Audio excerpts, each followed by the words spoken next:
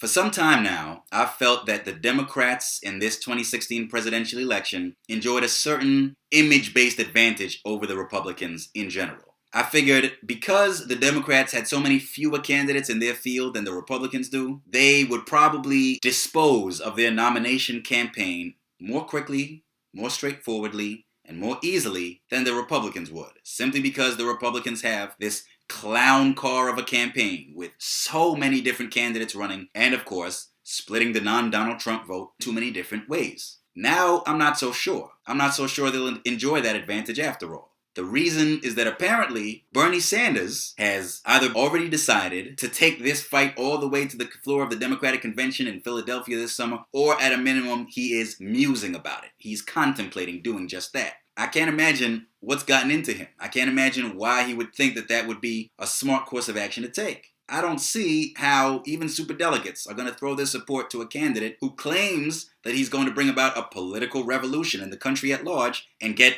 millions of ordinary American voters to go to the polls and stand up to big money interests when he hasn't succeeded in convincing a majority of the members of his own party, which of course he only joined last year anyway, to support him at the ballot box. I mean, these are people who are ostensibly predisposed by their ideology to support him in the first place, and yet he hasn't even managed to win majority support among them.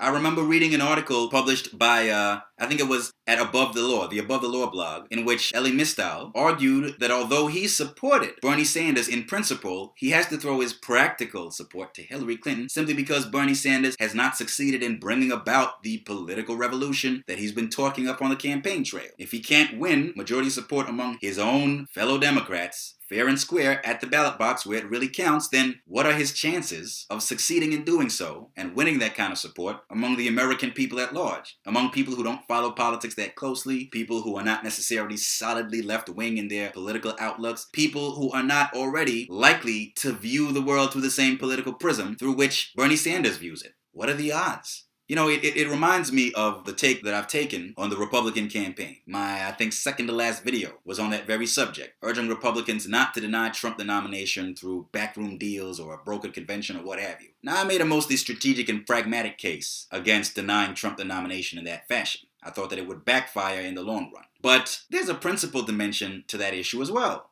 No matter how bad a given candidate would be for the country, if his or her own party wants to nominate him or her, if he or she is able to win a far larger number of votes, a far greater degree of popular support from rank-and-file party members than his or her opponents, then why should those opponents who have manifestly failed the test of the ballot box get to be the nominee instead?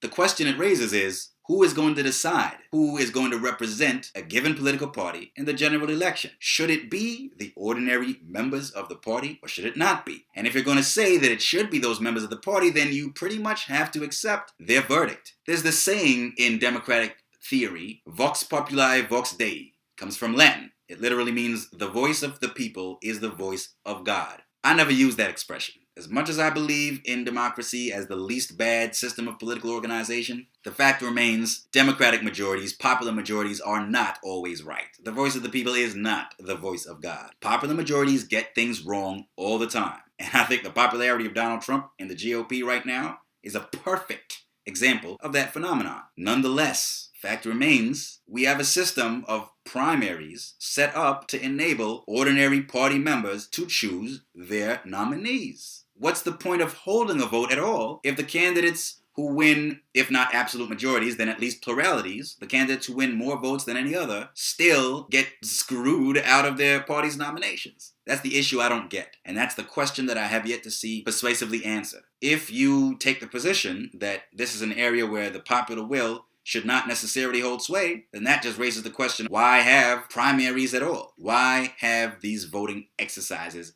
at all? Wouldn't it make more sense to just have some kind of party elites decide that they're going to select the party's nominee and that'll be that? If you're someone who thinks the popular will should not be the determinant of parties' nominations for the presidency, then maybe you should just come out and advocate a return to the status quo ante, the way things used to be way, way back in the day. But it makes no sense to keep the primary system as it currently functions in place and yet still ultimately allow party operatives to engage in maneuvers that would hand their party's nominations to candidates like, say, John Kasich or Bernie Sanders, who just have not succeeded in winning the levels of popular support within their own party's ranks that they would need. It's hard to buy Bernie Sanders' theory that he should get the nomination even though he hasn't succeeded in winning the nomination the old-fashioned way, fair and square, by earning it outright in the primaries, simply because the polls indicate that he would be a more effective opponent of Donald Trump in the general election than Hillary Clinton would. Those polls might not be right. For one thing, they're being carried out very early in the game. These things can change over time.